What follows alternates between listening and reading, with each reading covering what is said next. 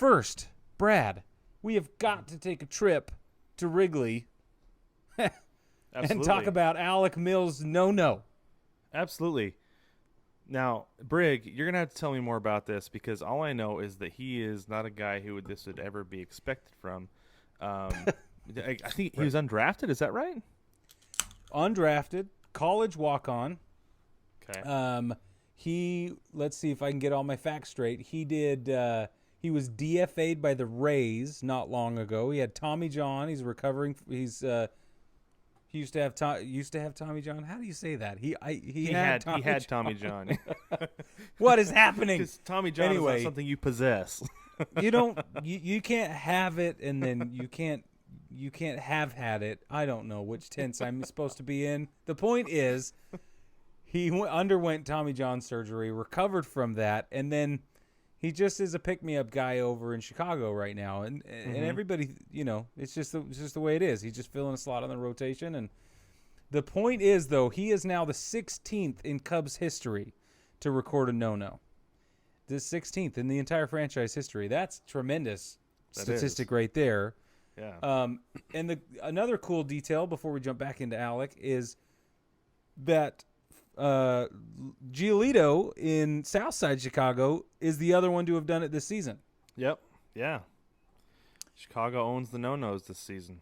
I love that. I think it's awesome. Yeah, it's kind of a crazy thing. Yeah. But as you're going through about Alec Mills, the thing that I know they say this all the time, but don't ever this is for the kids. Don't ever let anybody tell you you're not good enough. Oh man. Don't let them ever say you're not big enough, you're not strong enough, you're not fast enough. Because if you work hard enough, you'll get to where you want to be. And, eventually they'll say, okay, we can't anymore. But he got DFA'd. He got designated for assignment, cut by the Rays, and then the Cubs picked him up. Yep. I feel like don't give up until you're ready to not work for it anymore. Just work hard. You'll get there. You'll get to where you want to be. I like your point. Don't give up until you're ready to not work for it anymore. Mm-hmm. Because really that's what it all comes down to. Are you going to work for this or not? Right? Yeah. Are you still willing to put forth the effort? Just don't let anybody ever define your reality, your potential, your nothing. You do it. Take ownership.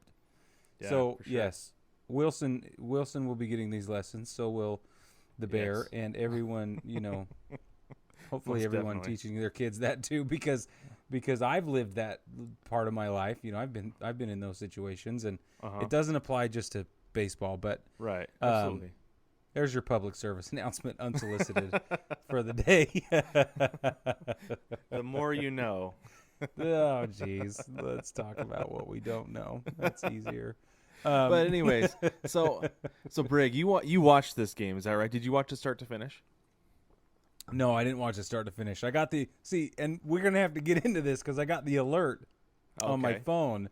Yeah. And it said, a no-hit bid halfway through, it's like 6 innings or whatever. In Chicago. And I was like, ooh. So when I get the notification, 2 things happen. One of which is I better start watching. And the second of which is, but if I didn't watch up until this point, and now I start watching him, I going to be the jinx. Is that what is going to happen? And we're going to get into that more a little bit later. Yes, but I have this warring sort of emotional experience. Yeah. It's a real thing. It's a real thing. It is. But I started watching the game in the 8th is when I turned it on. Okay. So I wouldn't be told what to do, I think is what the other thing that happened. You should turn this on. Don't you tell me what. You're not my coal mine supervisor, MLB. That's how I feel. Yeah. Definitely. Yeah.